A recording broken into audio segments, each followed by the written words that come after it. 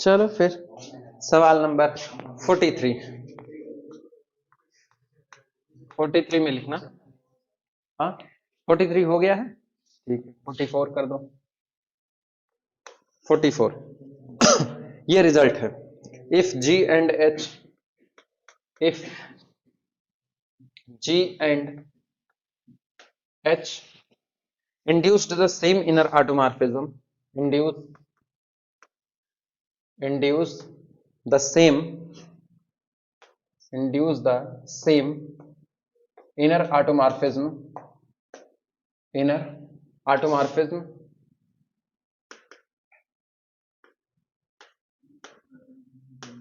induce the same inner automorphism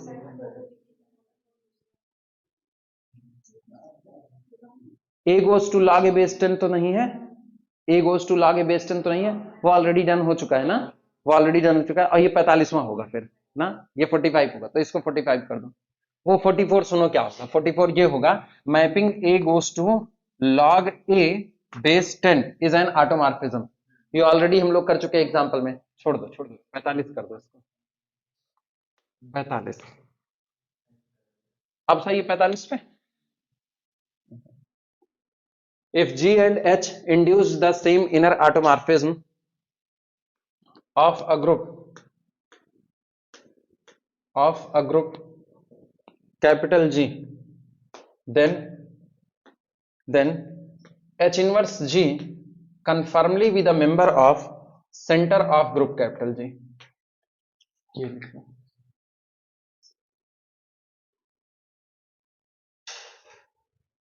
ये रहा, कह रहे कि अगर ग्रुप के दो एलिमेंट G और H सेम इनर ऑटोमॉर्फिज्म को इंड्यूस्ड करें, मतलब फाई G और फाई H ये दोनों मैपिंग आपस में बराबर हो, दोनों ऑटोमॉर्फिज्म बराबर हो, तो ऐसे केस में जो H इनवर्स कंपोजिशन G होगा, ये जो एलिमेंट होगा ये कंफर्मली किसका एलिमेंट होगा, सेंटर का एलिमेंट होगा। ये रिजल्ट है। चलो सॉल्व करते हैं।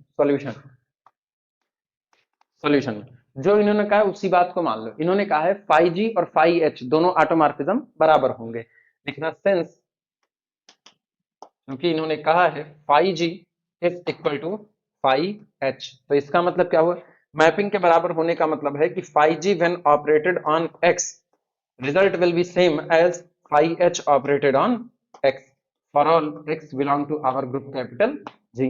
अब मैपिंग हम लोग जानते हैं, जब किसी एलिमेंट से इंड्यूस्ड होती है तो वो होती है G x G inverse is equal to, ये होगा H x H इनवर्स, ठीक, किसके लिए, for all small x belong to group capital G। Note कर लो, अपने को ये दिखाना है H इनवर्स G सेंटर में जाएगा। अच्छा अगर कोई चीज सेंटर में जाती है तो वो ग्रुप के सारे एलिमेंट के साथ कम्यूट करती है, तो सोचो हमको लाना क्या है। अगर हमें दिखाना है कि H inverse G belong to centre of group capital G, तो इसका मतलब है H inverse G X is equal to X H inverse G किसके लिए, for all small x belong to capital, यही अपने को लेकर के आना है। अब सोचो ये लाना है तो इसका मतलब मेरे को लेफ्ट साइड में H इनवर्स चाहिए, तो हम क्या करें, इस पर लेफ्ट साइड से H इनवर्स को ऑपरेट करा दें, H इनवर्स को, तो ये होगा this implies that H inverse G X G inverse is equal to H inverse H X H inverse, ठीक, for all x belong to capital G। तो क्या ये H इनवर्स खप जाएगा, सहमत हो, तो अपने को मिलेगा दिस इंप्लाइज दैट, यहां से देखना H इनवर्स G एक साथ X G inverse is equal to, ये दोनों आइडेंटिटी तो बना X H इनवर्स।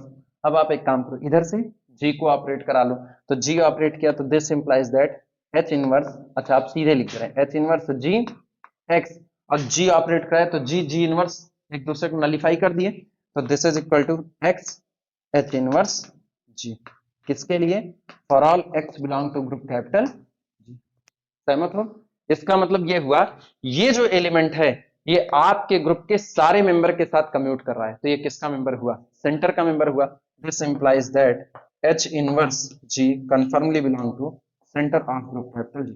अब मेरे को तुम लोग अगले 5 मिनट में ये बताओ कि क्या हम इस रिजल्ट को H इनवर्स G की बजाय HG इनवर्स भी कर दे तो चलेगा, यही प्रोसेस अपनाओ और करके बताओ।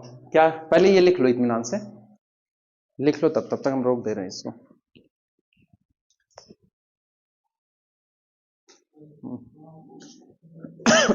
तुम्हारा आया क्या अनस?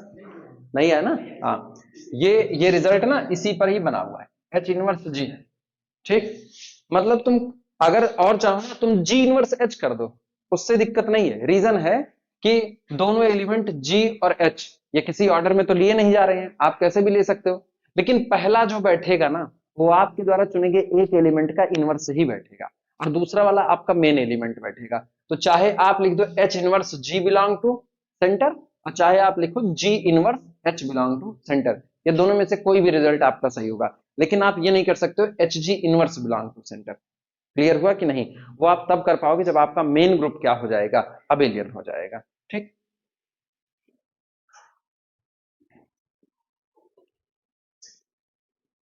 अब ये रिजल्ट दिमाग में याद रखना। ठीक, ये रिजल्ट याद रखोगे तो तुम्हारे कुछ सवाल ना आसानी से बन जाएंगे। सिंपल सा है, if induced automorphism, if induced automorphism induced by two different elements are same, then H inverse G यानी the inverse of first element composition second element always belong to center, या हमेशा center का member हो, यानी this element commute with every member of our group। इतनी बातें याद रखना।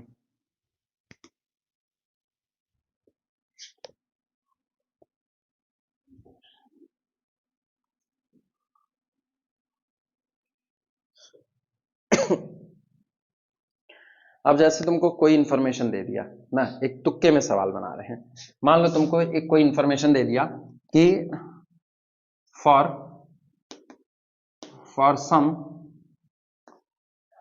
g comma h belong to group capital G, phi g is equal to phi h, ये तुमको दे दिया। ठीक, and order of centre of group capital G is equal to, ये आपको दे देता है 15, then order of G inverse H will be पहला 2, दूसरा 7, तीसरा गड़बड़ करना है, तीसरा आपको दे देता है मान लो 3, और चौथा आपको दे देता है मान लो 8। तीसरा, ठीक, एलिमेंट का ऑर्डर ग्रुप के ऑर्डर को डिवाइड करता है। तो एलिमेंट आपका कौन है? जी इनवर्स एच। अब आपको ये बात पता है कि चूंकि इन दोनों एलिमेंट के द्वारा इंड्यूस्ड इनर ऑटोमॉर्फिज्म आपस में बराबर होते हैं, तो इसलिए जी इनवर्स एच सेंटर का मेंबर होगा, और सेंटर का ऑर्डर कितना है? 15 है। तो ऐसे केस में इसका ऑर्डर जो कुछ भी होगा वो उसको क्या करेगा? डिवाइड करेगा। इसी पे एक ऑप्शनल क्वेश्चन यही चाहे तो लिख लो। तुमको ये पता रहे इस स्टेटमेंट का इस्तेमाल कैसे होना है। प्रॉब्लम प्रॉब्लम और यहां जस्टिफिकेशन में लिख देना, सॉल्यूशन में phi g is equal to phi h. This implies that g inverse h belong to center of group capital G, and order of g inverse h is the divisor of 15। काम बन गया मेरा।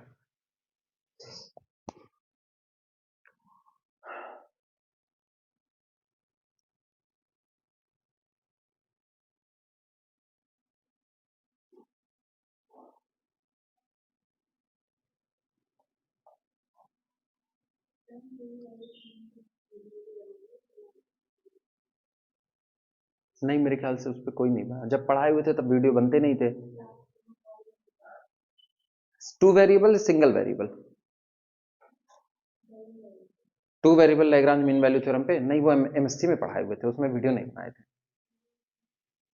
Single variable BSc first year पढ़ाए हुए थे, और तब वो नहीं हुई, ये शुरू के सेशन में पढ़ाए हुए थे, मतलब इस साल नहीं पढ़ाए। इस साल हमको कैलकुलस नहीं मिला था ना पढ़ाने के लिए, तो ये जब हम उधर 2012-17 में थे तब बड़ा डिस्क्रिप्टिव पढ़ाए हुए थे मीन वैल्यू थ्योरम। मतलब उस समय 1 घंटे 40 मिनट की क्लासेस, 2 क्लासेस मिलती थी, केवल बीएससी हुआ करता था कॉलेज में। तो मैंने आईआईटी जेई मेंस लेवल तक पूरा खेल दिया था उसको।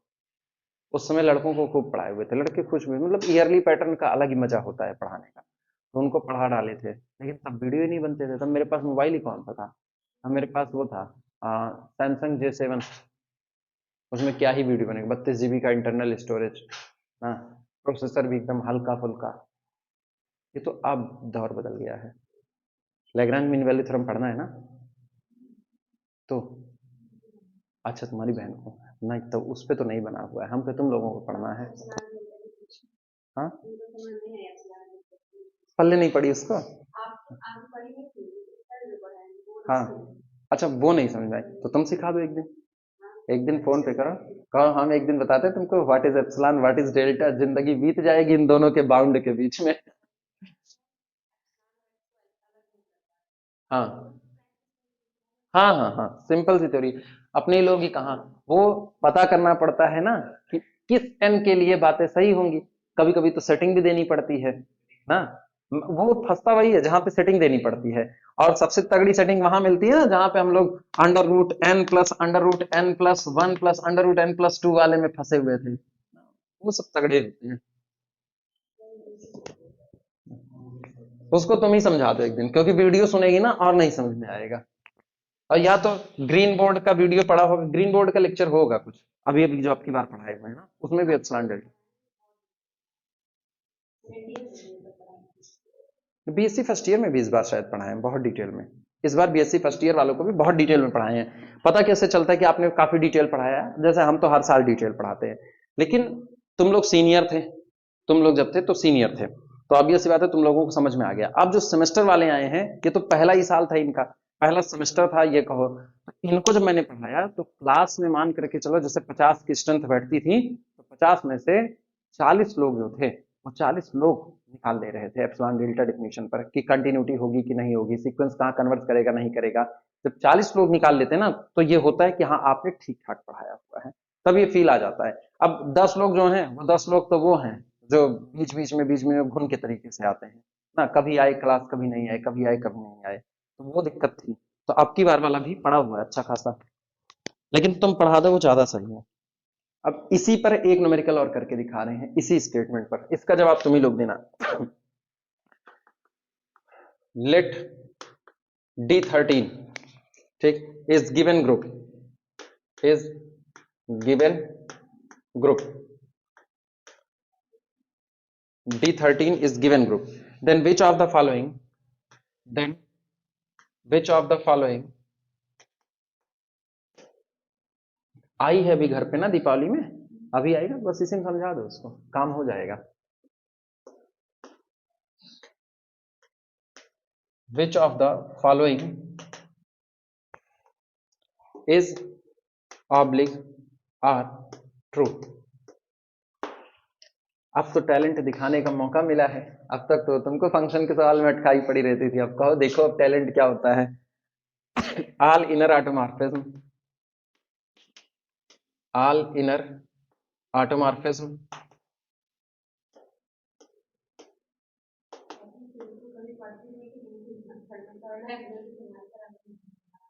अच्छा, बीएससी वालों की इतनी बेइज्जती।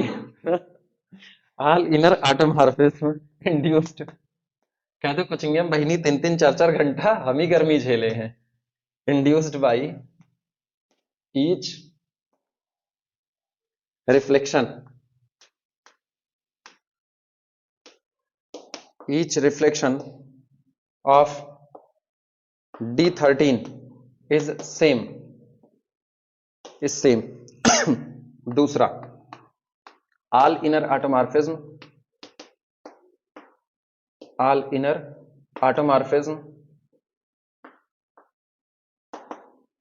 all inner automorphism induced by each reflection induced by each reflection of D13 is different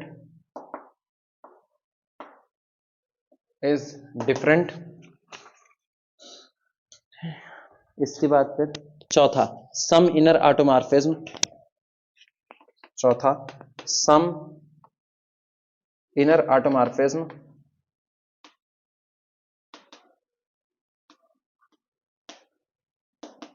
some inner automorphism induced by reflection induced by reflection induced by reflections are same और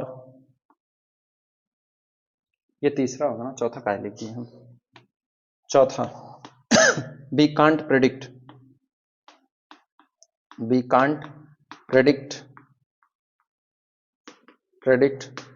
without calculating without छोड़ो, without more information, some more information.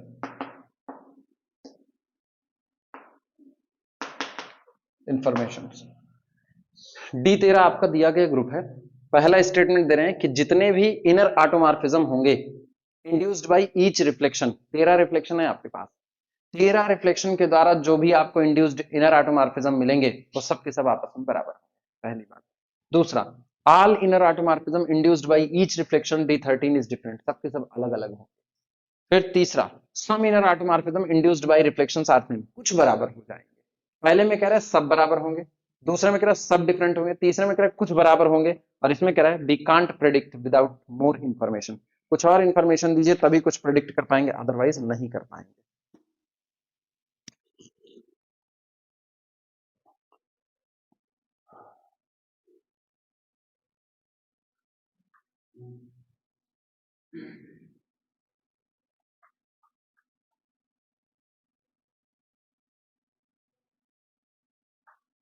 सोचो और जवाब दो।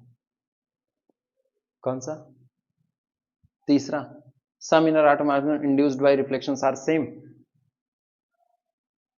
और लोग एक बार फिर से अपना स्टेटमेंट सोच लेना।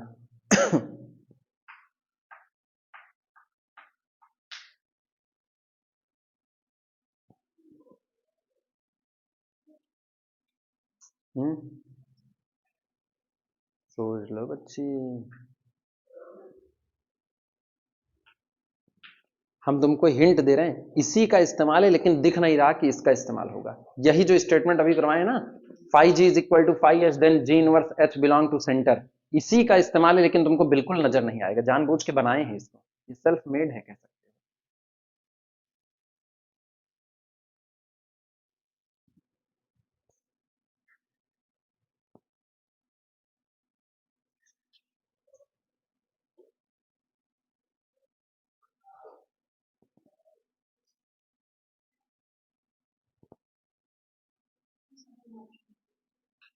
फिर फंस गए। अच्छा, सेकंड में सारे डिफरेंट हुए ना? हाँ ठीक है, अभी सही बचे, सारे डिफरेंट होंगे, कोई सेम नहीं हो सकता। No any induced inner automorphism can be same by the two different reflection.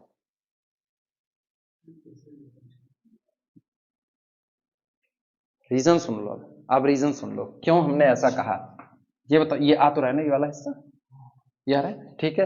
अब थ्योरी ये कहती है कि phi G is equal to phi H अगर हो गया तो ये आपको बताता है कि जी इनवर्स एच कहां चला जाएगा, सेंटर में चला जाएगा। हाँ या ना? हियर अपने केस में द सेंटर ऑफ D13 ये ऑड है, इज इक्वल टू ओनली, और तो कुछ है ही नहीं सेंटर में, तो जब और कुछ नहीं है तो इसका मतलब, अब गौर करना यहां, ठीक, अगर दो डिफरेंट रिफ्लेक्शन चुनते हैं for reflection F does not equal to F dash, दो रिफ्लेक्शन आपने चुना है एफ और एफ डैश, अगर ये बराबर नहीं है, इफ यदि phi F is equal to phi F dash, अगर ये बराबर हो जाते हैं तो this implies that F inverse F dash belong to centre of D13। सहमत हो कि नहीं? Every reflection itself non inverse, हाँ या ना? तो इसका मतलब है this implies that F F dash belong to centre of D13। सहमत हो कि नहीं?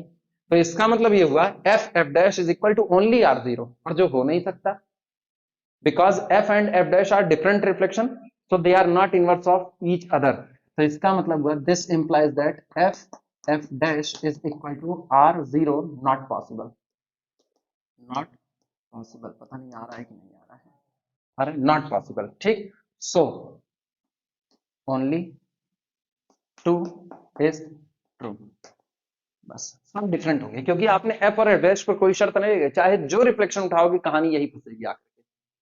क्लियर हुआ?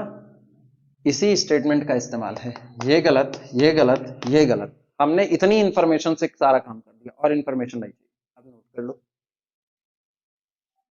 समझ आया? तो एक वो वाला सवाल हो गया ऑर्डर वाला, जैम के लायक वो है पहला वाला, ठीक है। ये जैम के लायक नहीं है, फिर भी कह सकते हैं, हो भी सकता है।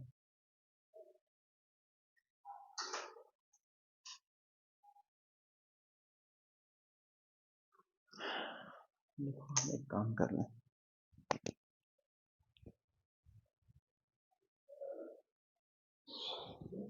46 देखना, 46 ये है, combine the result of exercise, combine the result, combine the results of exercises exercises 43 and 45, ठीक, into a single, into a single, into a single, if and only if and only if and only if theorem। सवाल number 43, सवाल number 45, दोनों के statement को combined करके एक theorem बनाइए जो इफ एंड ओनली इफ की कंडीशन में रहे। जरा सवाल नंबर 43 देख लो ना। 43 क्या है? 43 है, let capital G B a group and small G belong to group capital G. Statement हम लिख दे रहे हैं 43 का। सॉल्यूशन में तुम लोग चाहे ना लिखना, सीधे हम लोग स्टेटमेंट लिख देंगे, जी B a group, G be a group and small g belong to capital G। करें if यदि Z is the member of center of group capital G, ठीक, show that the inner automorphism induced by G is the same as the inner automorphism induced by ZG, ठीक। This implies that inner automorphism induced by phi G is equal to inner automorphism induced by ZG। ये हो गया आपका 43वां, ये 43वां था, ठीक। और कौन सा कह रहे हैं? 45वां। 45वां स्टेटमेंट देख लो। 45 का तो अभी अभी जो कराए थे, 45 वाले में आपके था कि if for G comma H belong to group capital G, phi G is equal to phi H, so this implies that H inverse G is the member of center of group capital G। ये रहा, हो तो गया, यही तो था 45, 43, 44, 45, हाँ।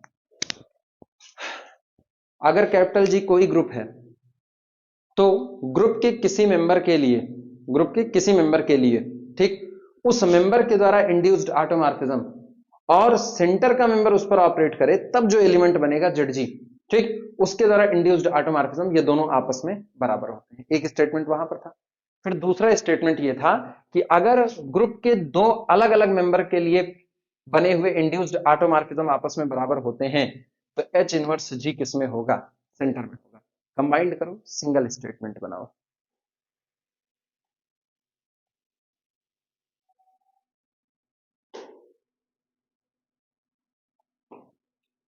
Combined करके एक सिंगल स्टेटमेंट बनाओ। अब ये काम तो तुम कर सकते हो।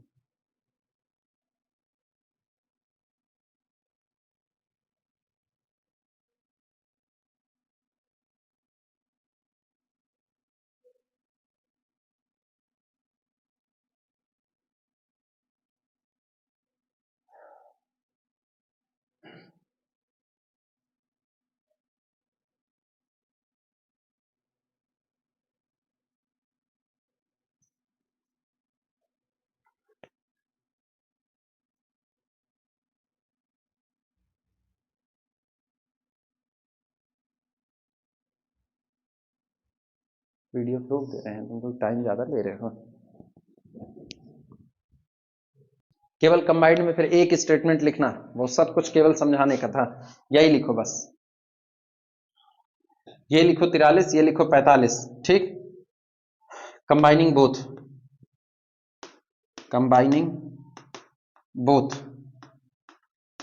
बोथ। अब ओरिजिनल स्टेटमेंट ये है, phi g is equal to phi h if and only if h inverse g belong to center।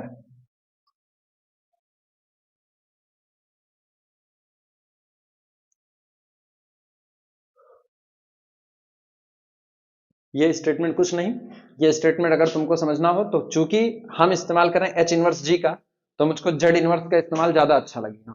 तो हम जानते हैं अगर z बिलोंग टू सेंटर होगा तो z इनवर्स भी किस में होगा, सेंटर में। तो चाहे आप मैपिंग तैयार करो फाई जेड जी, चाहे तैयार करो फाई जेड इनवर्स, बात बराबर बैठेगी, और उसी मैपिंग का यहाँ पर इस्तेमाल होगा। क्लियर हुआ, नोट कर लो। और चलो अगले पर आते हैं, 46 के बाद 47 47 अच्छा है,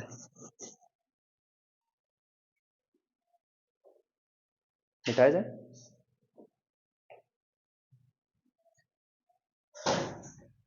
क्या गिरे, अच्छा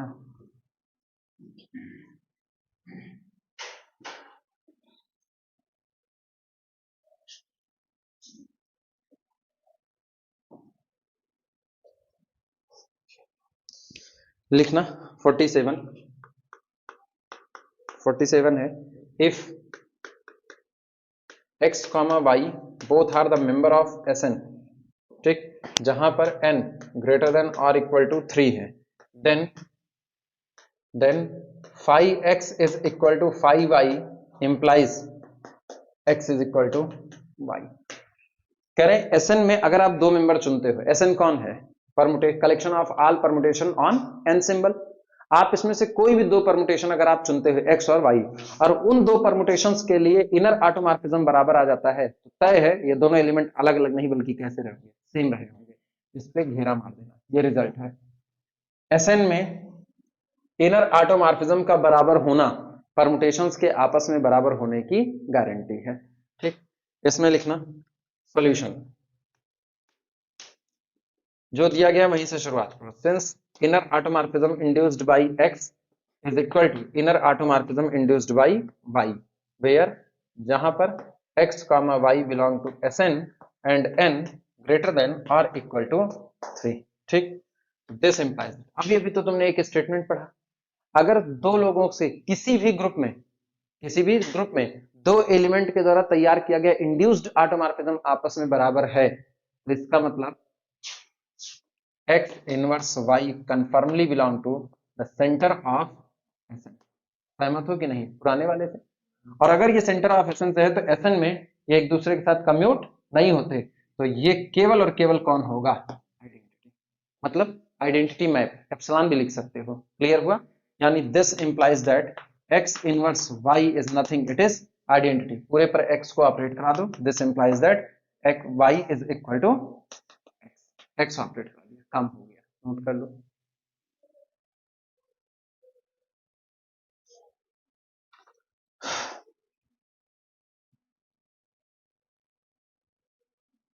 सैतालीसवें के बाद 48वां भी रिजल्ट अच्छा है।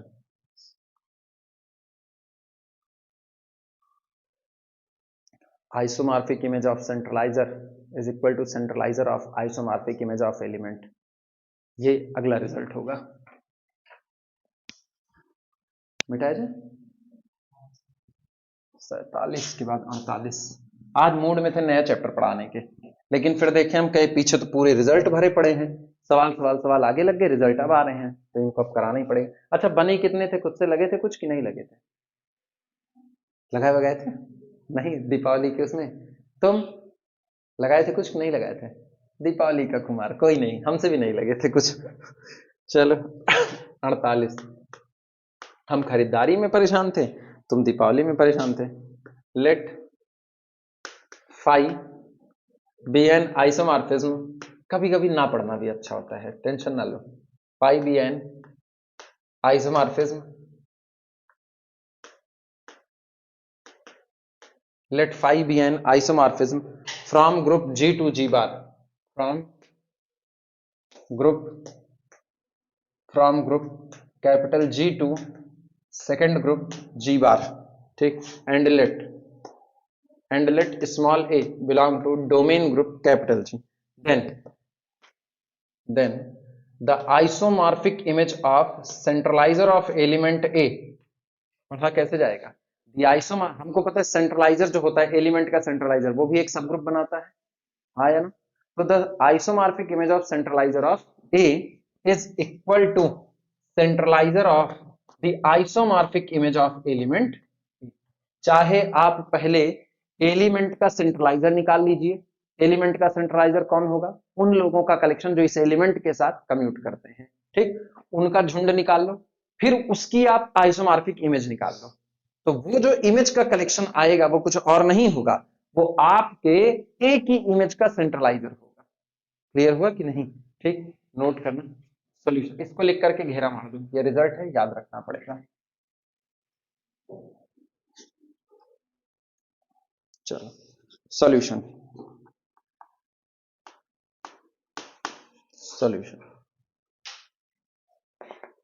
कहानी वही भैया, दो ग्रुप को आपस में बराबर दिखाना है, ठीक, तो दो ग्रुप को बराबर दिखाने के लिए कंडीशन वही है, एक बार दिखाओ phi of centralizer of A subset, centralizer of phi of A, और दोबारा दिखाओ centralizer of phi of A is the subset of this, इनको उसका सबसेट दिखाओ, उनको इसका सबसेट दिखाओ, और दोनों एक दूसरे के क्या हो जाएंगे, बराबर। तो पहले इसका एलिमेंट मानो और इसके एलिमेंट को उनसे बिलोंग करा दो। क्लियर हुआ, लिखना let phi from G to G bar, जो कि दिया गया है, phi from capital G to G bar is an isomorphism,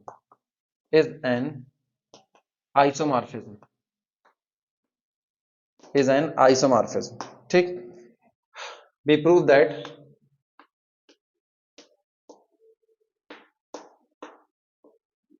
that the isomorphic image of centralizer of element A is the subset of centralizer of phi of A, पहला, and the centralizer of phi of A is the subset of isomorphic image of centralizer of element A, यही अपने को prove करना है। चलो late माना, उठाओ element x belong to the isomorphic image of centralizer of A, ठीक।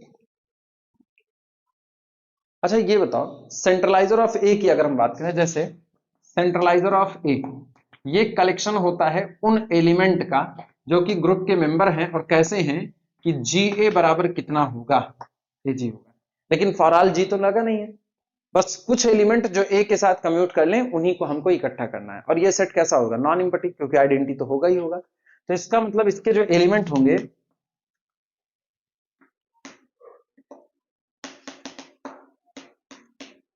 यही लोग होंगे कि नहीं होंगे, हाँ या ना, और अगर इसके एलिमेंट ये लोग होंगे तो सोचो अगर हम इसकी आइसोमॉर्फिक इमेज बनाते हैं, तो phi of C of A, ये आपका क्या आएगा, ये आएगा the phi image of identity.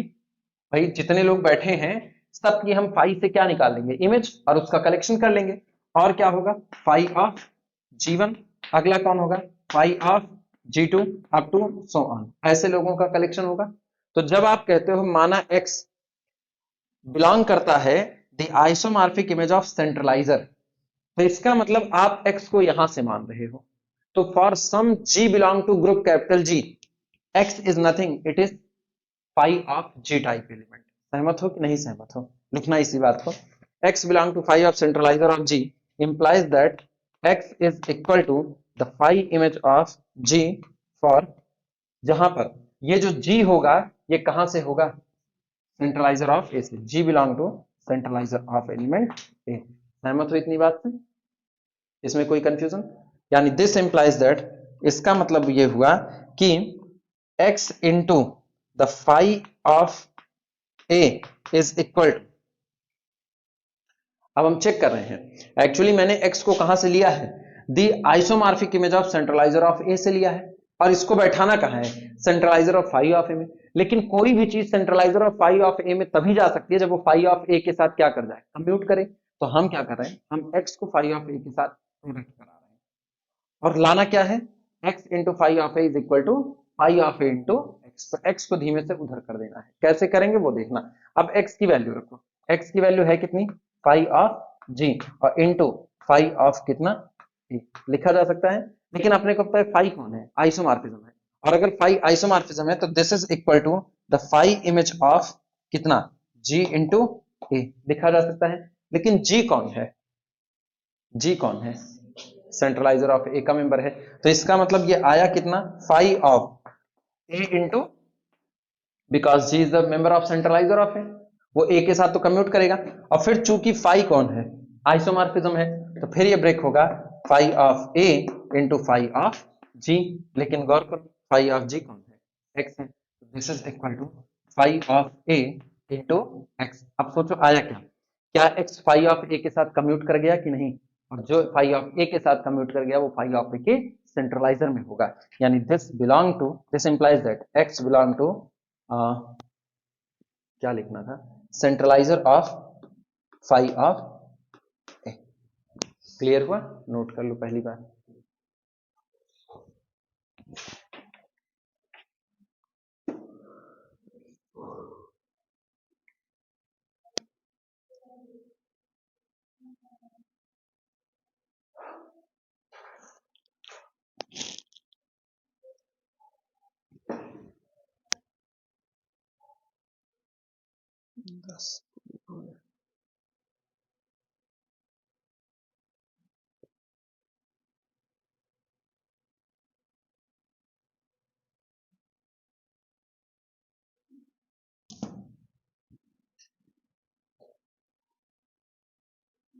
वो वाली लाइन लिख देना। इसलिए ये मेंबर हम लोग कहां से लेके चले थे, phi of centralizer of A. So the isomorphic image of centralizer of element A is the subset of किसका, centralizer of the isomorphic image of A. Equation number 1। अब उनका मेंबर लेके इनमें बैठाएंगे।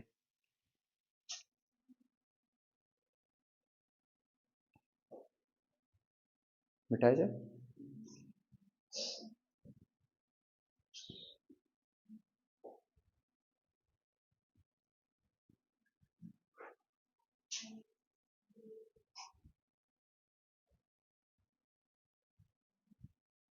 चलो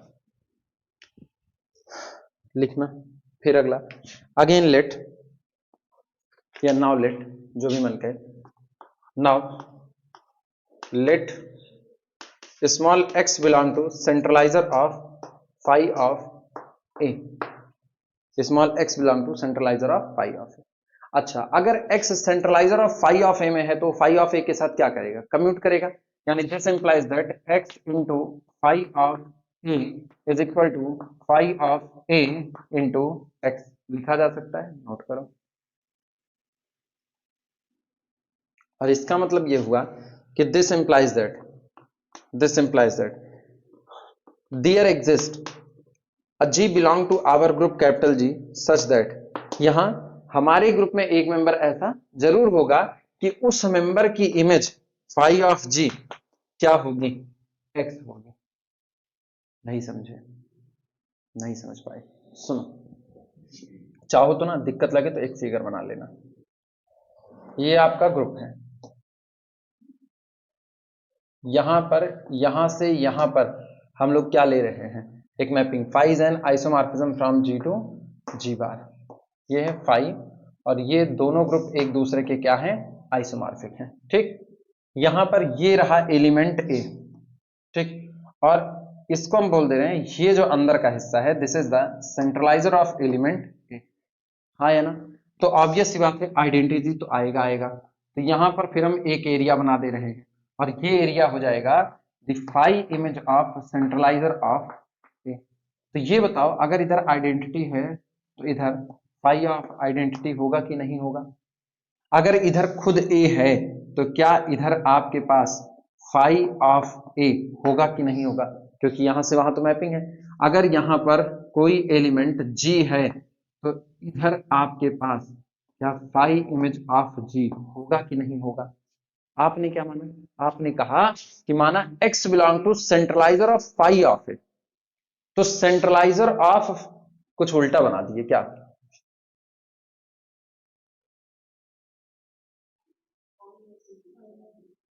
हम्म, नहीं हम बनाए सही हैं, मेरे को दो फिगर बनाने पड़ेंगे, बनाए हम पूरा सही है। एक्चुअली मुझको तो ये साबित ही करना है ना कि phi of centralizer of A is nothing, it is the centralizer of phi of ए, तो वो मुझको प्रूफ करना है। तो जब प्रूफ करना है तो हमको एक फिगर और चाहिए होगा। हाँ, जी बार। अब हम इधर बना रहे हैं, ये जो आपका है, ये आपका है centralizer of phi of A, centralizer of phi of, ये रहा।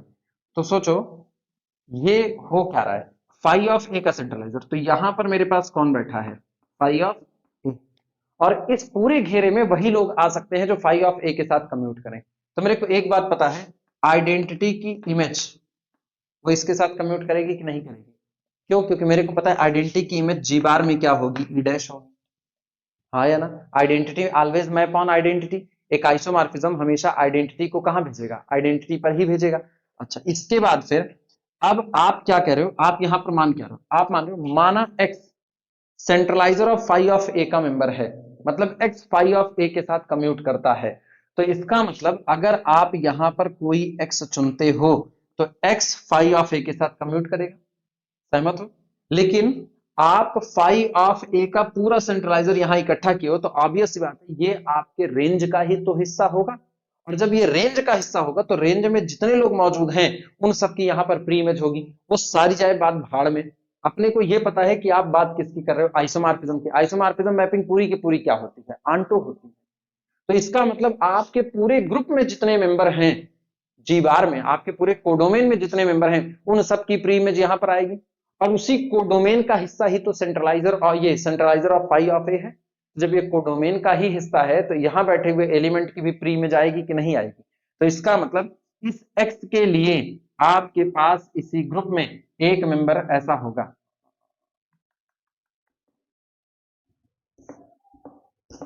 इसी एक्स के लिए आपके पास ग्रुप में एक मेंबर कौन होगा, जी होगा, जिसकी फाई इमेज ऑफ जी कौन होगा, एक्स होगा।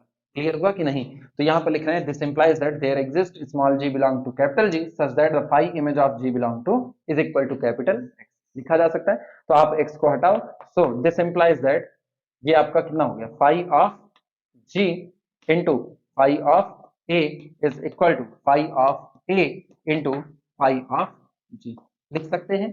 लेकिन फाई कौन है, आइसोमॉर्फिज्म, तो this implies that the phi image of G A is equal to the phi image of A G, लिखा जा सकता है। लेकिन फिर मेरे को पता है, क्या पता है, फाई एक आइसोमॉर्फिज्म है, आइसोमॉर्फिज्म तो ऑब्वियस सी बात है equal images give equal element. इसका मतलब दिस इंप्लाइज दैट कि G A is equal to A G, since phi is 1 1, और इसका मतलब क्या हुआ, this implies that G belong to centralizer of ए।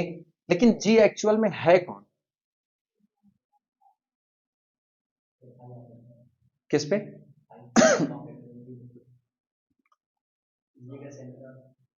रुको रुको रुको रुको रुको रुको रुको, अपने को लाना क्या था, वही भूल गए हम, अपने को लाना क्या था, एक्स को सेंट्रलाइजर ऑफ फाई ऑफ ए का माने थे।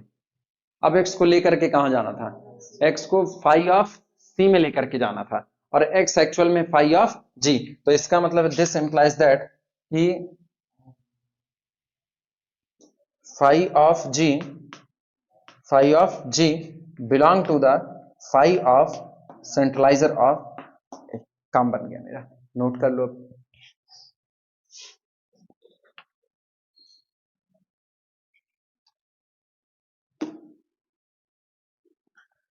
ठीक, अब फाई ऑफ जी एक्चुअल में एक्स है, तो इसका मतलब ये हुआ कि this implies that x belong to phi of centralizer of A. लो भैया, जहां से लेके चले थे सेंट्रलाइजर ऑफ आइसोमॉर्फिक इमेज ऑफ ए से लेके चले, और isomorphic image of centralizer of A में बैठा दिए। तो दिस इंप्लाइज दैट वो कौन था, centralizer of phi of A, phi of A is the subset of कितना, फाई ऑफ सेंट्रलाइजर ऑफ ए। लिख लो भैया, ये इक्वेशन नंबर 2, और 1 और 2 से दोनों आपस में बराबर हो गए, काम बन गया।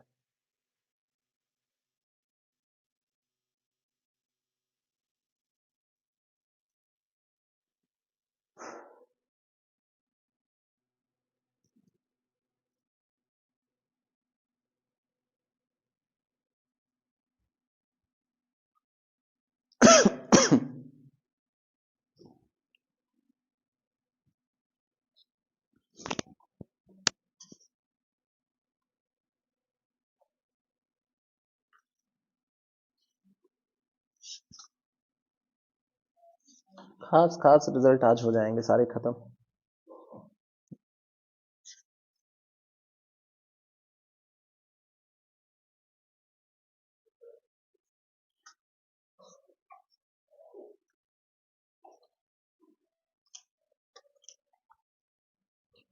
हो जाए भैया तो बताना।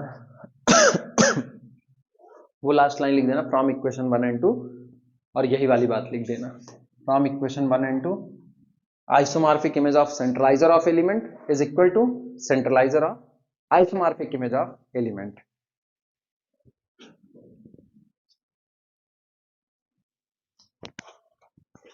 हाँ कितने हो गए? 48, 49, अच्छा ये भी 49, 49। If phi and g are isomorphism, if phi and g are,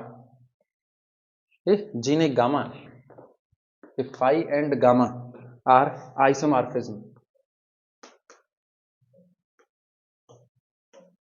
are isomorphism of some group capital G, some group capital G to G, then capital H is equal to collection of those element of group capital G for which, जिनके लिए the phi image of G is equal to gamma image of G is a subgroup, is a subgroup। Result है भैया, ये जो जैसे कहते हैं ना पिकअप द ट्रू स्टेटमेंट, वैसे में ये बड़ा काम देगा। एक बार पढ़े हुए हो तो सॉल्व करने की जरूरत नहीं पड़ेगी, जैसे अभी करते चले आए थे।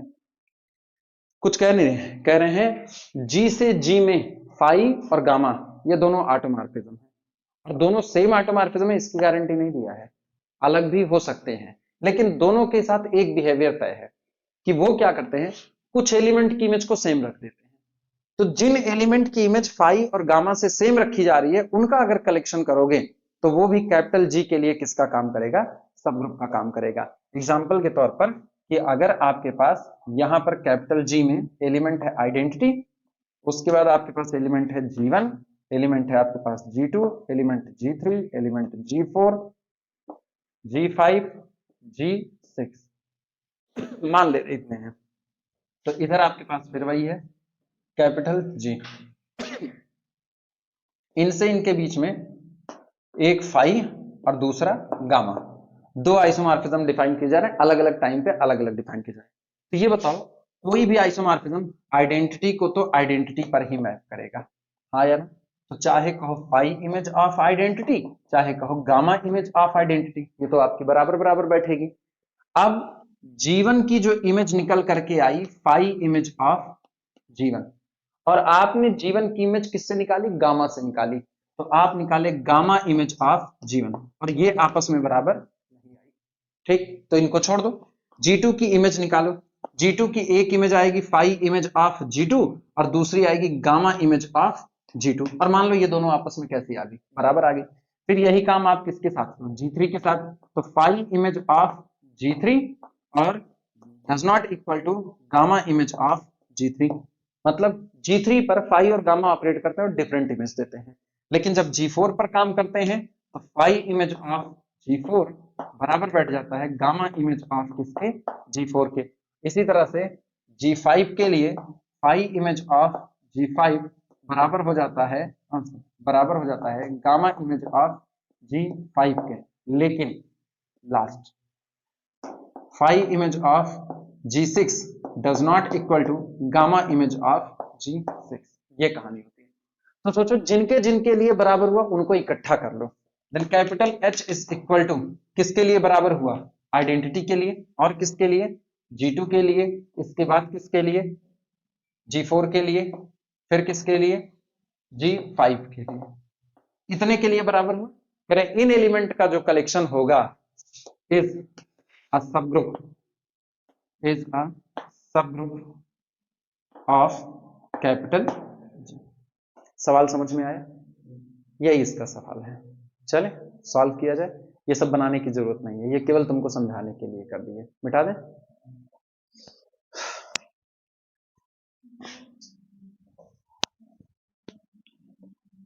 इतना गीता दोहन सब कुछ केवल एक जगह पर है कि अगर सेम ग्रुप से सेम ग्रुप के बीच में, या छोड़ो सेम सेम की बात ही छोड़ो, ऑटोमॉर्फिज्म बोल दो, बात ही खत्म हो जाए। अगर दो ऑटोमॉर्फिज्म फाई और जी, फाई और गामा, इन दो ऑटोमॉर्फिज्म के लिए जिन जिन एलिमेंट की इमेज बराबर आ रही है उन उन एलिमेंट को इकट्ठा कर लिया जाए तो उनका कलेक्शन भी कैपिटल जी के लिए किसका काम करेगा? एक सबग्रुप का काम करेगा। यही अपने को साबित करना है। अब अगर पिकअप द ट्रू स्टेटमेंट में ऐसी कोई बात सामने नजर आती है, टिक करते हुए निकल जाओ। आई बातें समझो, लिखो सॉल्यूशन। सॉल्यूशन ठीक लिखना। Capital H is equal to collection of those element of group capital G for which the phi image of this element G is equal to gamma image of this element G. Clearly, स्पष्टता। Clearly, H does not equal to phi as identity belong to H. Identity H में होगा। जिनको तकलीफ लगे वो यहां पर लिख दें the phi image of identity is equal to identity is equal to gamma image of identity. हम ई डैश नहीं लिख रहे हैं क्योंकि डोमेन को डोमेन दोनों सेम है।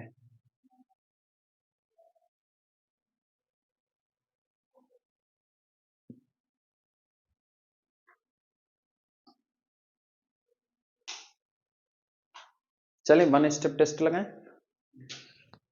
Now let G1 comma G2 belong to capital H। अच्छा अगर G1 G2 H का है तो this implies that the phi image of G1 is equal to gamma image of G1। एक बात। और दूसरी बात the phi image of G2 is equal to gamma image of G2 लिखा जा सकता है। तो G1 G2 का होल इनवर्स, इसकी फाई इमेज निकालते हैं। Now phi image of G1 G2 inverse is equal to, चूंकि फाई कौन है? फाई एक आइसोमॉर्फिज्म है तो ये लिखा जा सकता है phi image of G1 into phi image of G2 inverse लिख सकते हैं। और फाई इमेज ऑफ G1 बराबर है किसके? गामा इमेज ऑफ G1 के। यानी this is the gamma image of G1। और इसको क्या लिख सकते हैं? इसको लिख सकते हैं फाई इमेज ऑफ G2 का होल इनवर्स। क्यों? Due to isomorphism property. हाँ या ना? And this is equal to gamma image of G1 और इसको क्या लिख सकते हैं? गामा इमेज ऑफ G2 का होल इनवर्स। लेकिन फिर गामा कौन है आपका? आइसोमॉर्फिज्म। तो इसको लिख सकते हैं गामा इमेज ऑफ G1 और gamma image of G2 inverse. फिर this is gamma image of G1 G2 inverse. हो गया। तो शुरुआत के phi image of G1 G2 inverse पहुंचे gamma image of G1 G2 inverse. यानी this implies that G1 G2 inverse belong to capital H. So H is a subgroup by one step test. So H is a subgroup by one step subgroup test.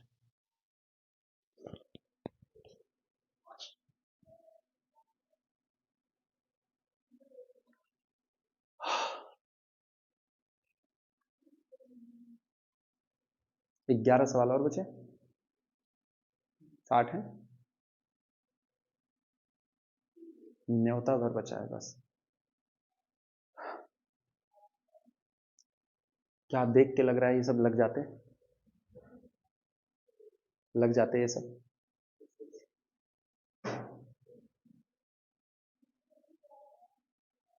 कल नया नया पढ़ना है कल ये सब नहीं पढ़ेंगे। हाथ जो बच जाएगा उसका पीडीएफ दे देंगे। ठीक, अब इतना पढ़ लियो, अब समझ में आ जाएगा। और वैसे भी आइसोमॉर्फिज्म के 50 सवाल तो ऐसे ही हो गए हैं सीधी सीधी, अब इससे ऊपर क्या ही खेलेंगे। जो ऑर्डर बताने को कि कितने आइसोमॉर्फिज्म हैं, अगर ये पूछेगा ना तो बिल्कुल वैसा पूछेगा जैसा अभी करवाए थे साइक्लिक वाले में। ठीक, वो आप निकाल लेना। ऑटो बस एक याद रखना, auto of Z N isomorphic to U N, बस इतना याद रखना, इतने से खेल जाना। जनरेटर टू जनरेटर, किसी साइक्लिक ग्रुप पर, शॉर्ट में याद रखो, किसी साइक्लिक ग्रुप पर उतने ही ऑटोमॉर्फिज्म जनरेट हो सकते हैं जितने उसके जनरेटर होते हैं। तो किसी भी साइक्लिक ग्रुप के जनरेटर की संख्या निकाल लो। अगर कैपिटल जी एन ऑर्डर का साइक्लिक ग्रुप है तो जनरेटर की संख्या होगी फाई ऑफ एन। आप फाई ऑफ एन कैलकुलेट कर लो, उतने ही ऑटोमॉर्फिज्म निकल करके आएंगे, उससे फादिल एक भी नहीं आएगा। और चूंकि सेम ग्रुप से सेम ग्रुप में है इसीलिए हम ऑटोमॉर्फिज्म बोल रहे हैं, तो इसको आइसोमॉर्फिज्म के भी नाम पे बिल काटेगा तो भी वही चलेगा। क्लियर हुआ? Because automorphism is nothing, it is isomorphism with same domain and. Clear हुआ?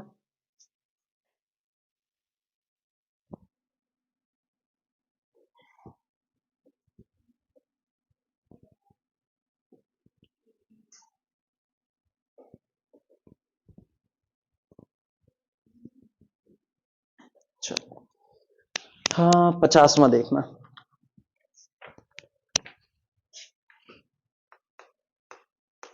50, suppose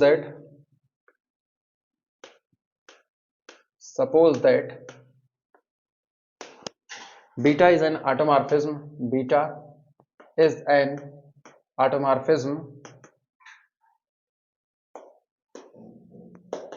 suppose that beta is an automorphism of a group capital G, of a group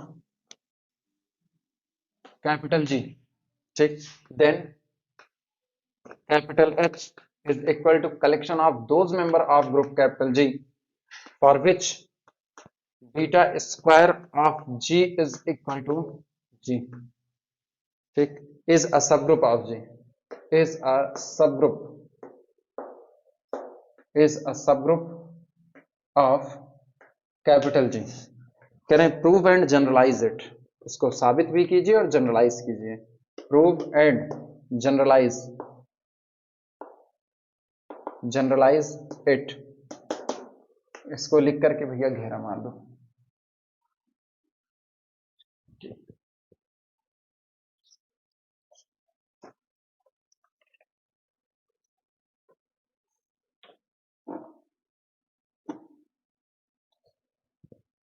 अच्छा ये बताओ, अगर हम जनरलाइजेशन वाला ही प्रूफ कर दें, पर्टिकुलराइजेशन की बात ही खत्म ना। तो जनरलाइजेशन वाला स्टेटमेंट प्रूफ कर देते हैं, ये वाला अपने आप उसी में n बराबर समथिंग रख करके हो जाएगा। ये कह रहे हैं सपोज दैट, आप ये मानिए कि beta is an automorphism of a group capital G. Beta G से जी में एक ऑटोमॉर्फिज्म है, तो आप उन एलिमेंट का कलेक्शन कीजिए जिन पर जब बीटा दो बार ऑपरेट करता है तो उनको खुद पर ही मैप कर देता है। जब बीटा जिन पर दो बार ऑपरेट करता है उनको खुद पर मैप करता है, ऐसे एलिमेंट को आप इकट्ठा कर लीजिए और ऐसा कलेक्शन क्या बनाएगा, एक ग्रुप बनाएगा। इसको जनरलाइज, इसका जनरल स्टेटमेंट क्या है कि H is equal to collection of G belong to group such that beta की n operated G is equal to G, मतलब n टाइम्स ऑपरेट करे, 2 हो जाए, 3 हो जाए, 4 हो जाए, 5 हो जाए, कुछ भी हो जाए। जब जब आप ये काम करोगे कि जो आपकी मैपिंग है वो एलिमेंट पर 5 बार ऑपरेट करे और एलिमेंट को वापस ले आ दे, 6 बार ऑपरेट करे वापस ले आ दे, ऐसे एलिमेंट का जो कलेक्शन होगा वो एक ग्रुप बनाएगा। तो जनरल स्टेटमेंट लिख लो, हेडिंग डाल दो जनरल स्टेटमेंट, अपने प्रूफ उसी को करेंगे। हेडिंग डाल दो जनरल स्टेटमेंट, जनरल स्टेटमेंट, और लिखना if beta from G to G be an automorphism, general statement.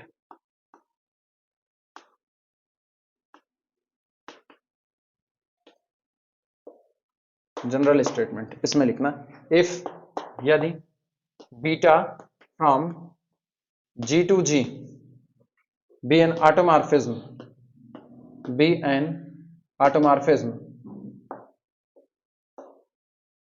be an automorphism, then Hn लिख देना, Hn is equal to collection of those element of group capital G such that beta operated n times on G and result will be again G is a subgroup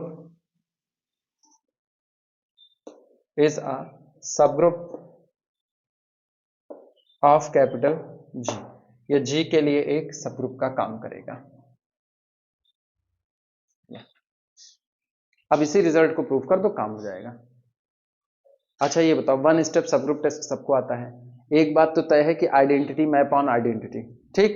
beta की an identity पर map करेगा, चूंकि beta की, आप beta को क्या कह रहे हो, एक ऑटोमॉर्फिज्म, तो बीटा की 2 भी क्या होगा, ऑटोमॉर्फिज्म। बीटा की 3 भी ऑटोमॉर्फिज्म, बीटा की एन ऑटोमॉर्फिज्म। क्लियर हुआ। और कोई भी ऑटोमॉर्फिज्म आइडेंटिटी कहां मैप करेगा, आइडेंटिटी। तो ये सेट आपका नॉन एम्प्टी है। अब मेरे को आगे का स्टेटमेंट तुम प्रूव कर दो तो काम बन जाए।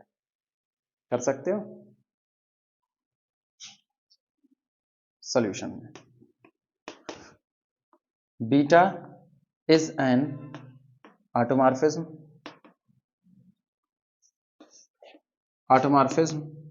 implies that beta की पावर n also, ठीक।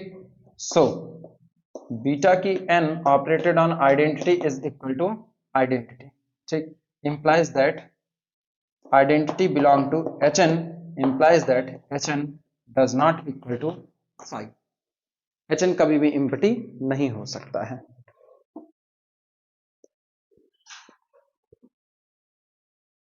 आगे का स्टेटमेंट तुम वैलिड कराओ।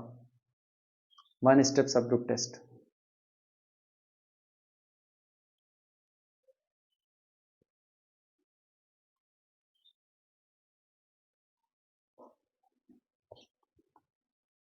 ना, बीटा की n operated on G1 G2, ठीक।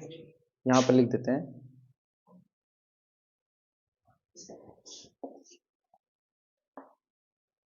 Late G1 G2 belong to Hn, ठीक। बीटा की n G1 G2 is equal to G1 G2 inverse is equal to beta की n G1 और बीटा की n G2 इनवर्स। सही है गलत, लिख सकते हैं। This is equal to beta की n G1 किसका मेंबर है, Hn का। लेकिन Hn में वही लोग आएंगे जिन पर बीटा की n ऑपरेट करके उनको खुद पर मैप कर दे। तो इसका मतलब बीटा की n अगर G1 Hn का मेंबर है तो बीटा की n इस पर ऑपरेट करेगा तो क्या G1 ही छोड़ देगा कि नहीं छोड़ देगा। और चूंकि बीटा की n भी एक ऑटोमॉर्फिज्म है, इसलिए ये होगा बीटा की n G2 का होल इनवर्स। और G2 भी किसका मेंबर है, Hn का। तो बीटा की n G2 भी क्या आएगा, G2 आएगा। यानी this is equal to G1 G2 inverse. अब सोचो G1 G2 इनवर्स पर बीटा की n ने ऑपरेट किया और वर्क क्या दे दिया, G1 G2 इनवर्स। यानी this implies that G1 G2 inverse again belong to Hn, implies that Hn is subgroup। तुम्हारे रिश्तेदार का नाम है Hn।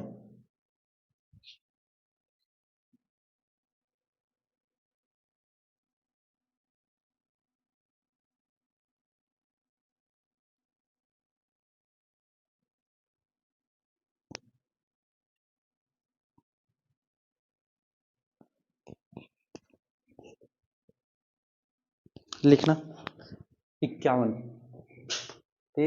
ये रहा न्योता। लो भैया आप सही गिनती पे आए हैं। 51 में लिखना suppose that capital G is an abelian group। Capital G is an abelian group। Suppose that capital G is an abelian group and phi is an automorphism of G।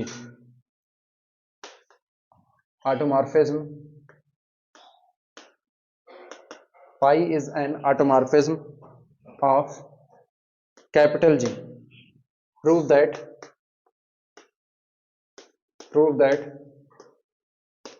capital H, which is the collection of those member of group capital G which are phi of x is equal to x inverse, is a subgroup is a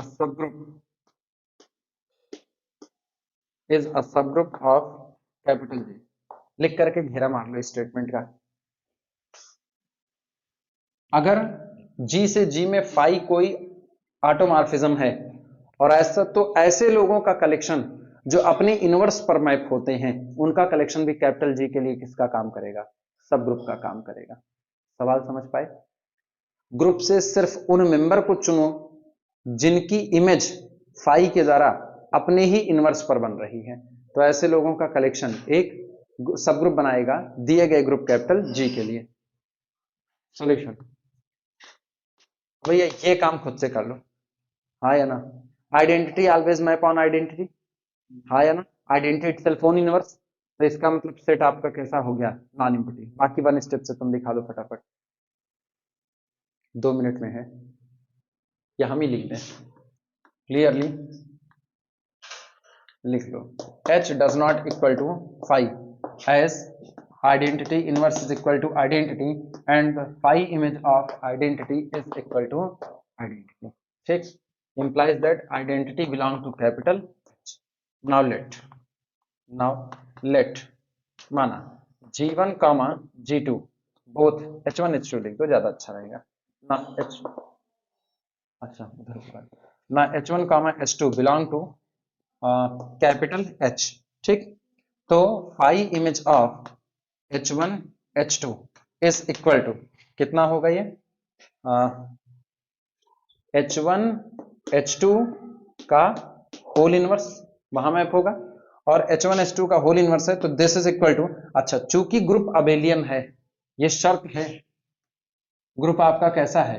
abelian. तो abelian होने की वजह से ये open हो जाएगा H1 inverse H2 inverse. ठीक, यहां लिख देना since capital G is abelian, capital G is abelian. ठीक, कुछ गलत कर दिए क्या हम? सब सही है। दिस इज इक्वल टू, ये कौन है? ये है फाई इमेज ऑफ H1। करना क्या था मेरे को? हाँ ठीक, तो सब ग्रुप दिखाना था ना, तो मेरे को H1 H2 इनवर्स लेकर के चलना चाहिए था, और H1 H2 इनवर्स कहाँ मैप होना चाहिए था? अपने इनवर्स पर। उल्टा कर दिया, H1 H2 inverse, H1 H2 inverse, तो H1 H2 इनवर्स का इनवर्स, यानी ये अपने पास आया H1 इनवर्स और कितना? H2। सही है, और मुझको पता है ये एक्चुअल में लिखा गया है, this is equal to H1 H2 के इनवर्स का होल इनवर्स। सहमत हो? तो अंदर वाला एलिमेंट मैप तो हुआ, लेकिन कहां पर? अपने इनवर्स पर, यानी तय हो गया।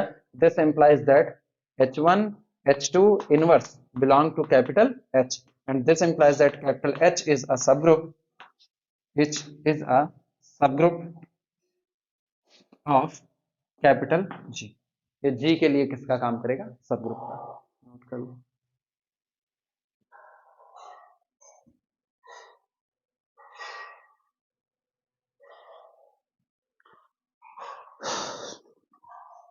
इक्यावन पूरा।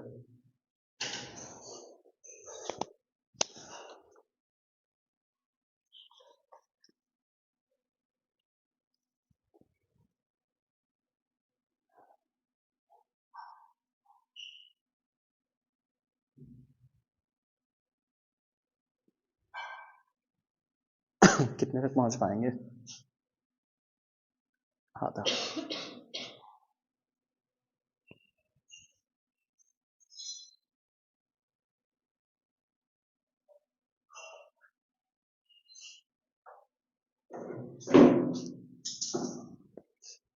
बावन, तिरपन,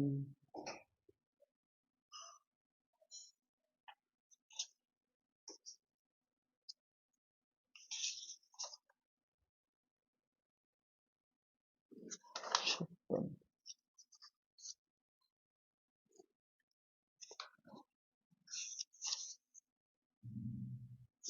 चलो भैया, कुछ और मिटा दें?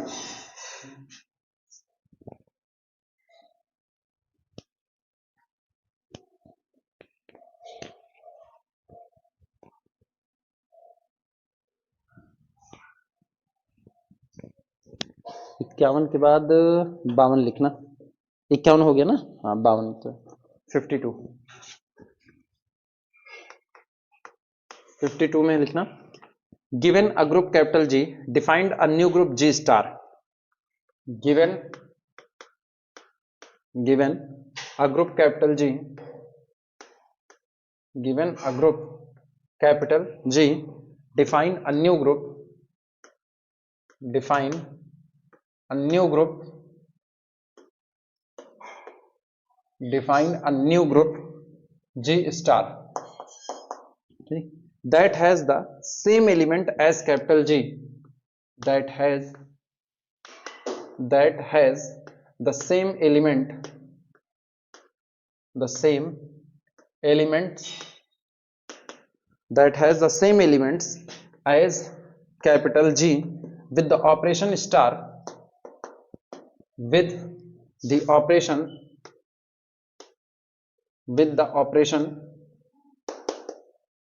star defined by defines by A star B is equal to BA, for all A comma B in, for all A comma B belong to G star, ठीक। prove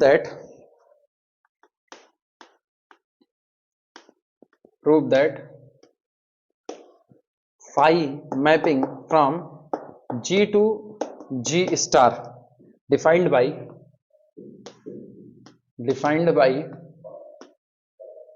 when phi operated on X mapped on X inverse for all small x belong to capital G is an isomorphism, is an isomorphism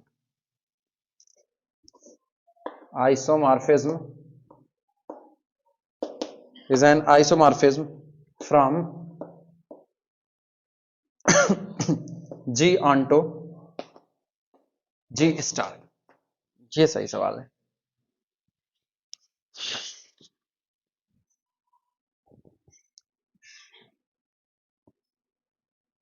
लिख लो तब समझाएं,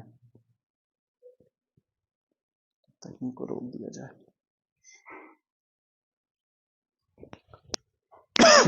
सुनो, कह रहे हैं आपको एक ग्रुप कैपिटल जी दिया गया है और एक नया ग्रुप डिफाइन कर रहे हैं।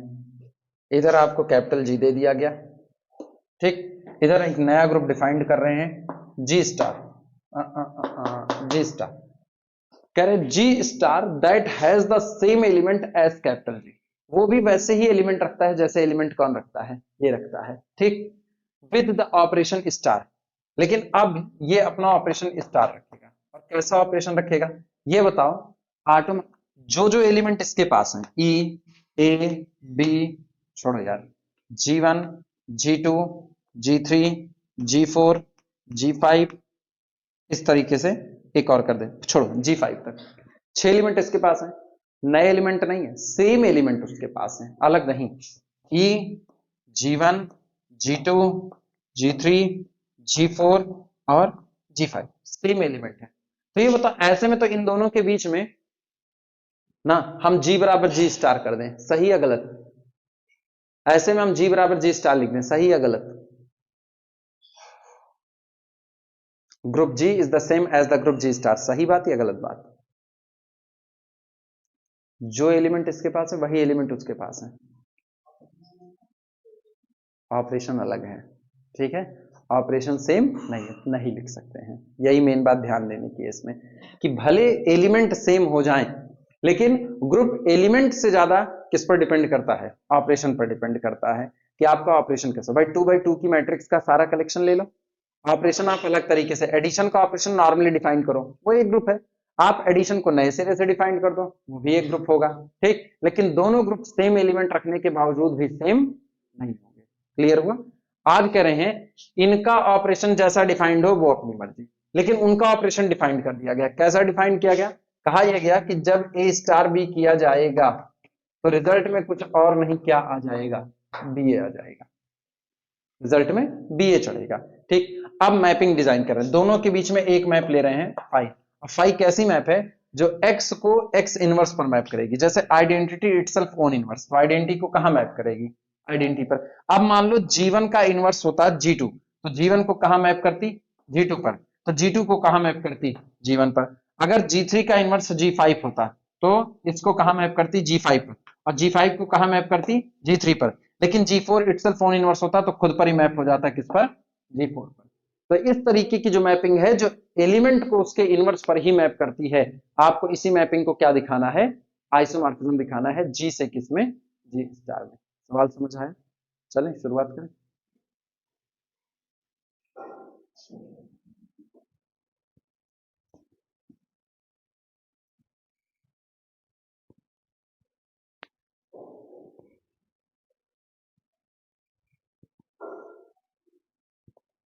चलो लिखना 5 from G to G star defined as, जैसे डिफाइंड है वही लिख देना।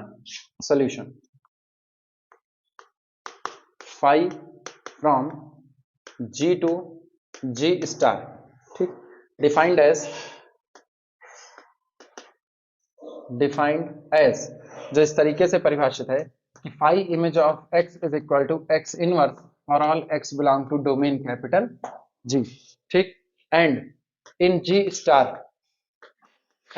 जी स्टार ऑपरेशन आपको दिया गया है a star b is equal to ba for all a comma b belong to G star, ठीक। नाउ सबसे पहला काम, फाइव इज 1 1, चलो भैया 1 1 दिखाओ। क्या करें? Equal images give equal element. Let माना the five image of x1 बराबर फाइव इमेज ऑफ x2। तो इसका मतलब x1 किस पर मैप होगा? x1 इनवर्स पर। और x2 किस पर मैप होगा? x2 इनवर्स पर। मैप हो गया।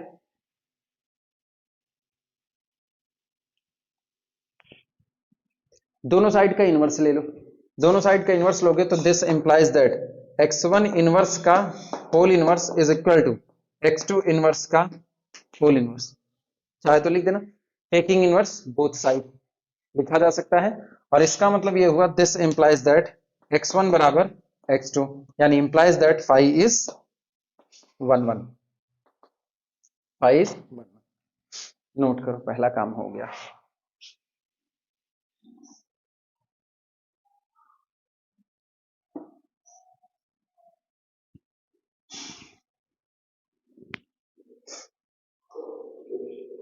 अगला phi is onto, heading डाल देना phi is onto, phi is onto. अब की बार तुमको मेंबर किससे चुनने हैं? मेंबर चुनना है कोडोमेन से। तो लिखना for every X belong to G star, for all X belong to G star. एक चीज गौर करना, जो एक्स जी स्टार का है वही एक्स जी में भी है।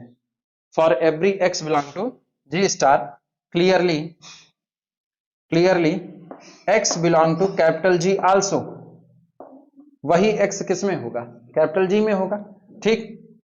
And this implies that X inverse, this implies that for all X belong to G star there exist X inverse belong to capital G. क्योंकि जब एक्स जी में है, जी एक ग्रुप है, तो उसका इनवर्स भी किस में होगा? ग्रुप में होगा, ठीक। सच दैट ये इस तरीके से होगा कि the five image of x inverse is equal to x inverse का inverse that is equal to x. सोचो कोडोमेन में चुने गए हर मेंबर के लिए आपके पास प्री इमेज आ गई कि नहीं आ गई? और एक्स की प्री इमेज कौन है? X inverse. तो एक्स इनवर्स की इमेज कौन है? एक्स। डन हो गया। Implies that phi is onto, phi is onto. बची खाली एक बात, operation preserving.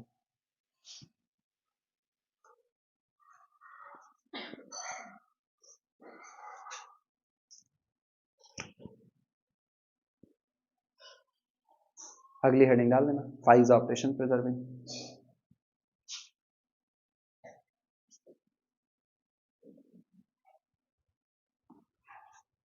Phi is operation preserving.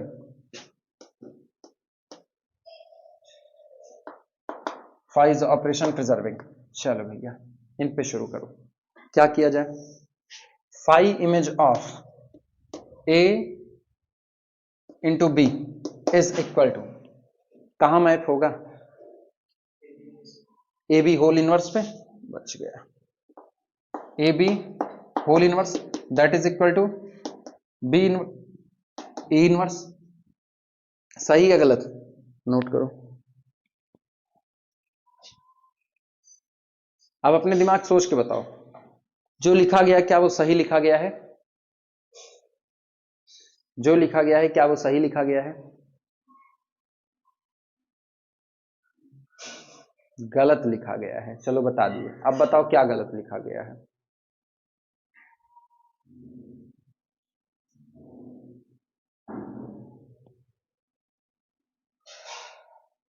नहीं समझ पाए अभी भी?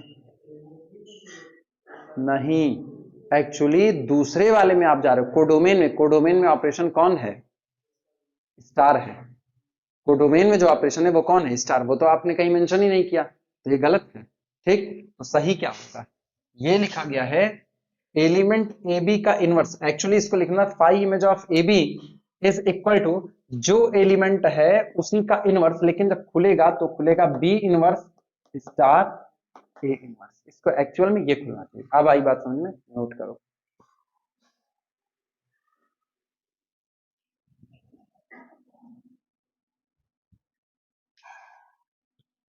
हुआ?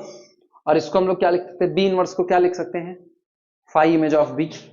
This is equal to phi image of b star phi image of ए। तो चाहे पहले एलिमेंट को,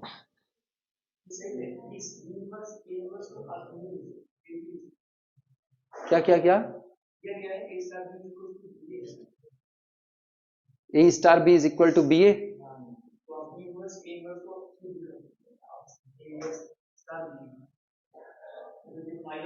अच्छा, सॉरी सॉरी, हाँ ये इधर वाले तो हम ध्यान ही नहीं दे रहे ना।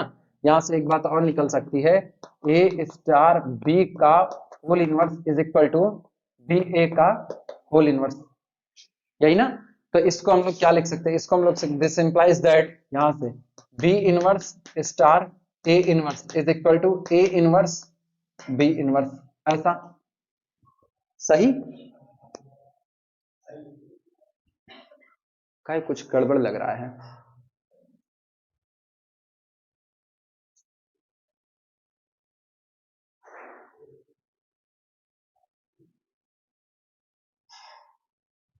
कुछ गड़बड़ लग रहा है मुझको, क्या है? कहीं कुछ गड़बड़ है क्या?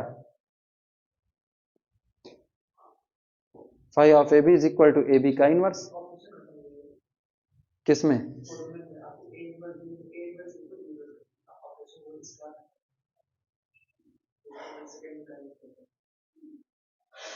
नहीं, वो ऑपरेशन डिफाइंड इस तरीके से है, वो ऑपरेशन जैसा डिफाइंड है वो डिफाइंड है कि जब आप दूसरे वाले ग्रुप में ए और बी को आपस में स्टार ऑपरेशन से ऑपरेट करवाओगे तो पलट करके बी ए देगा, तो ऑपरेशन तो वो ऑलरेडी ना खत्म होगा ही होगा।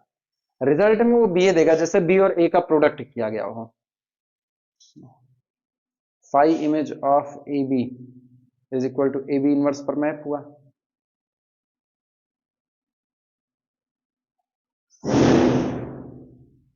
ऐसा लग रहा है घरे गिरा देंगे, कुछ मिसिंग लग रहा है जैसे।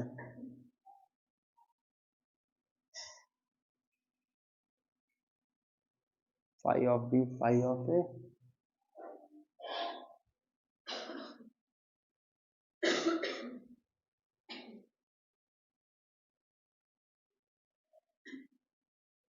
सुनो सुनो सुनो सुनो सुनो सुनो सुनो, इसको हम लोग एक और काम करके लिख सकते हैं। इधर देखो, ये मेंबर किसका? अभी अभी ये किसका? कोडोमेन का। ये किसका? कोडोमेन का। कोडोमेन के एलिमेंट जिस ऑर्डर में एक दूसरे से ऑपरेट करेंगे, रिजल्ट में बी ए लिख दिया जाएगा। तो फाई ऑफ बी किसका? कोडोमेन का। ठीक, स्टार फाई ऑफ ए किसका? कोडोमेन का। तो हम लोग इसको पलट करके अगर डोमेन के फॉर्म में लिखें तो सुनो, ये ऐसा लिखा गया जैसे लिखा गया बी डैश स्टार, ये क्या लिखा गया है? ए डैश। तो ये रिजल्ट में क्या बनेगा? ये रिजल्ट में बनेगा ए डैश बी डैश, और एक्चुअल में ए डैश कौन है, फाई ऑफ ए, और बी डैश कौन है, फाई ऑफ बी। शुरुआत कहां से की, phi of A B is equal to phi of a. काम बन गया मेरा, नोट कर लो।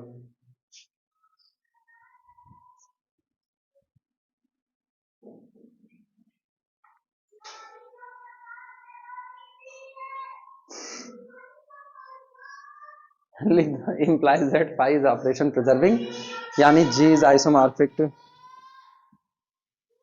आखिरी वाली लाइन लिख देना, वो G is isomorphic to G star.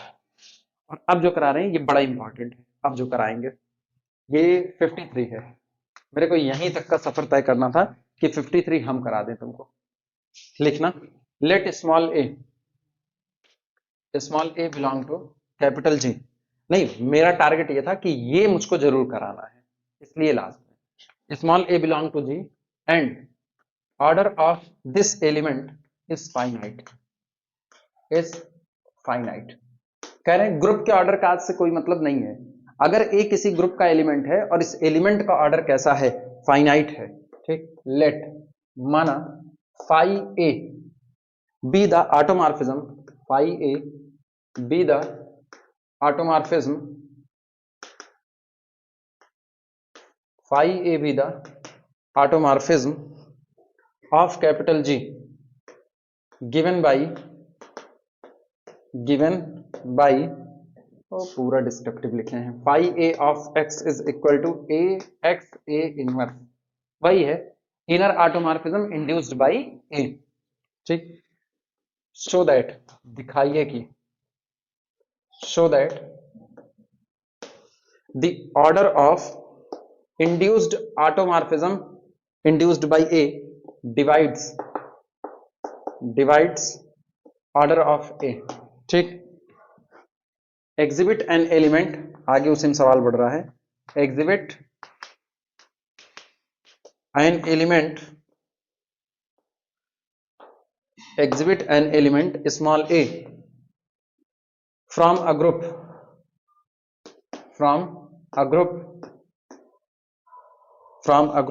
For which, जिसके लिए, फॉर विच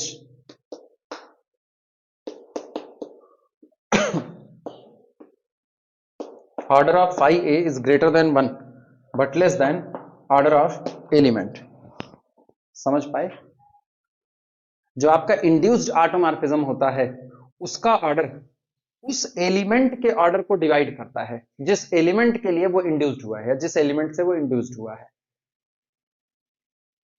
लेकिन शर्त यही है, एलिमेंट का ऑर्डर क्या होना चाहिए, फाइनाइट होना चाहिए।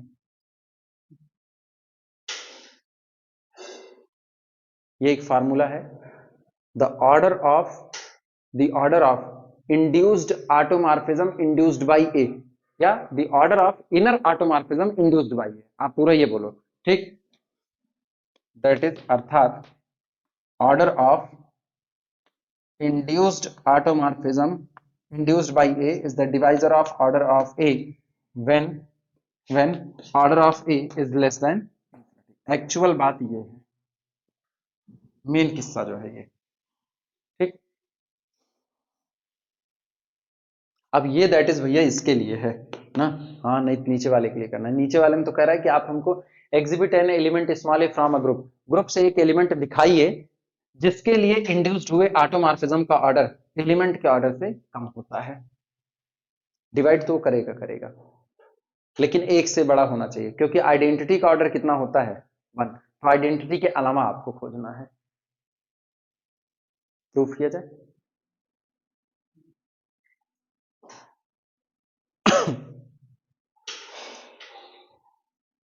मिटाए, चलो फटाफट इसको भी प्रूफ करके निपटा दें।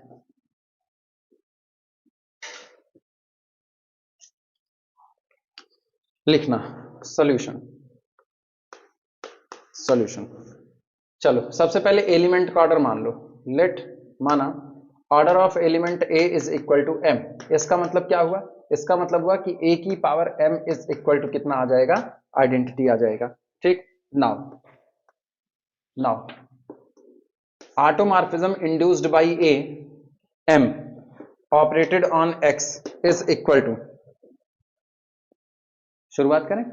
सबसे पहले मैंने एलिमेंट के ऑर्डर को कितना मान लिया, m मान लिया। इसका मतलब साफ है कि a to the power m कितना आ जाएगा, आइडेंटिटी आ जाएगा। अब हम चल रहे हैं कि जो आपका ऑटोमॉर्फिज्म है जो इंड्यूस्ड बाई a है उसकी पावर m कर दिया, यानी फाई m टाइम्स ऑपरेट करेगा किस पर, x पर। और देखो रिजल्ट में क्या आएगा, रिजल्ट में बोलोगे कितना आएगा, बोल सकते हो, बोल सकते हो, बिल्कुल बोल सकते हो। देखना पहले फाई ए ऑपरेट कराओ किस पर, एक्स पर, तो आपको क्या मिलेगा, आपको मिलेगा ए एक्स, ए इनवर्स मिलेगा। आप क्या करो ना, आप इस पर फिर से फाई ए को ऑपरेट करा दो, तो इधर भी कौन ऑपरेट करेगा, फाई ए ऑपरेट करेगा, हाँ या ना। तो अब ये हो गया phi a to operated on x, इधर फिर से ए आएगा, a x, a inverse, a inverse, यानी कि a square x a minus two, हाँ या ना। तो इसका मतलब तय है five a three of x, इसका मतलब हुआ फाइव ए ऑपरेट करा दो a square x a minus two पर, हाँ या ना। तो जितनी बार ऑपरेट करो ए की पावर उतना ही चढ़ रहा है कि नहीं, तो ये कितना बन जाएगा, ए की पावर एम एक्स ए पावर माइनस, लिखा जा सकता है, नोट कर लो। लेकिन a की पावर m कौन है, आइडेंटिटी है, तो this is equal to only x। अच्छा सोचो, फाइव a की m of x is equal to again कितना, x, तो क्या ये आइडेंटिटी की तरह बिहेव किया कि नहीं, this implies that five a m is inner automorphism induced bye identity. सहमत हो कि नहीं, आप लिखना बी नो दैट, हम जानते हैं कि we know that, we know that if यदि a to the power k is equal to identity आता है, तो इसका मतलब साफ है कि order of a is the divisor of कितना होता है k। अगर किसी एलिमेंट की पावर m आइडेंटिटी आ जाए तो एलिमेंट का ऑर्डर उस नंबर को क्या करता है, डिवाइड करता है, इसका इस्तेमाल करो। तो इसका मतलब क्या हुआ, order of five of a is the divisor of, हाँ या ना, यही आपको प्रूफ करना था। This implies that order of five of A is the divisor of order of, यही लाना था कि नहीं लाना था, नोट कर लो।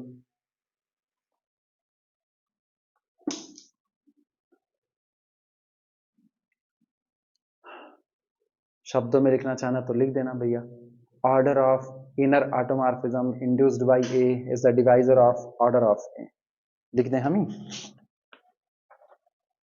लिखना this implies that order of induced inner automorphism induced by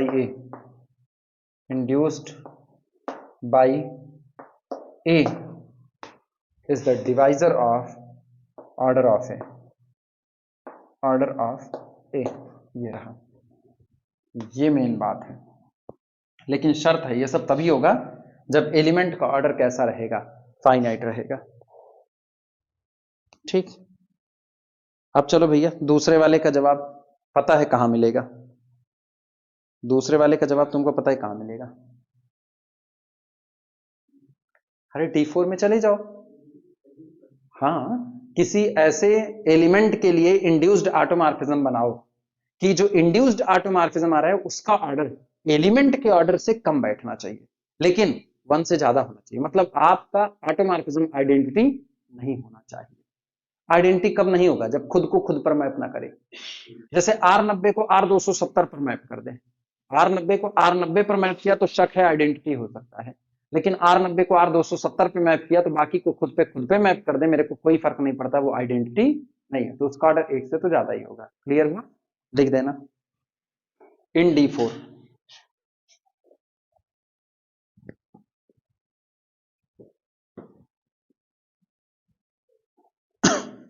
लिखना इन D4, इन D4,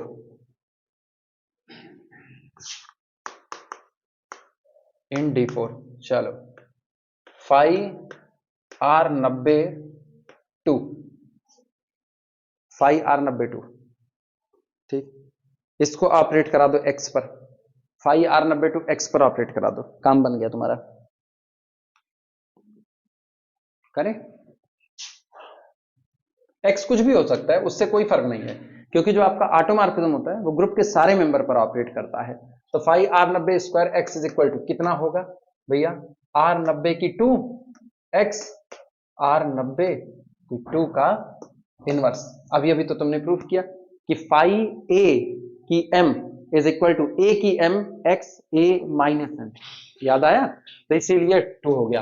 अच्छा, आर 90 खुद से 2 बार ऑपरेट करेगा तो आर 180 देगा कि नहीं देगा? तो आर 180 एक्स और आर 90 यानी आर 180, और तुमको पता है आर 180 इटसेल्फ ओन इनवर्स, ये कितना आया आर 180। सहमत हो कि नहीं सहमत? भैया आर 180 ये सेंटर का मेंबर है तो कम्यूट करता है, कम्यूट करता है तो साथ आएंगे आर 180 और कितना एक्स, लेकिन 18 दूनी 36 identity that is equal to. सहमत हो कि नहीं सहमत? अब यहां पर गौर करो, यहां पर हो क्या रहा है, ठीक? दिस इंप्लाइज दैट कि जो आपका फाइव आर 90 है, फाइव आर 90 वो जब सोचो फाइव आर 90 का स्क्वायर एक्स पर ऑपरेट किया तो वापस क्या छोड़ दिया, एक्स को छोड़ दिया, तो इसका ऑर्डर कितना हो गया, order of this inner automorphism is equal to 2। सहमत हो कि नहीं? गड़बड़ हो गई। इसका ऑर्डर कितना होगा 2, भाई 2 बार काम किया बिना बदले अनचेंज्ड छोड़ दिया, तो इसका ऑर्डर फाइव आर 90 का ऑर्डर कितना हो गया, 2 हो गया। लेकिन बट ऑर्डर ऑफ जरा आर 90 बोल दो, 9 चौक 36 4 होता है, here here phi of R 90 phi of R 90 इसका ऑर्डर जो आपका है वो ग्रेटर देन 1 है but less than order of R 90 है। क्लियर हुआ कि नहीं? उस एलिमेंट को एग्जिबिट कर दिया गया, नोट कर लो।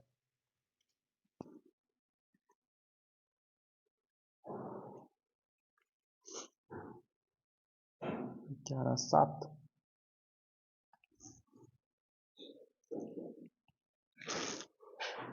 आप जितने बच रहे हैं 53 हो गया है, 53वां था, 53 हो गए, 60 के हिसाब से 7 सवाल बच रहे हैं, 7 सवाल तुम्हारे जिम्मे छोड़े।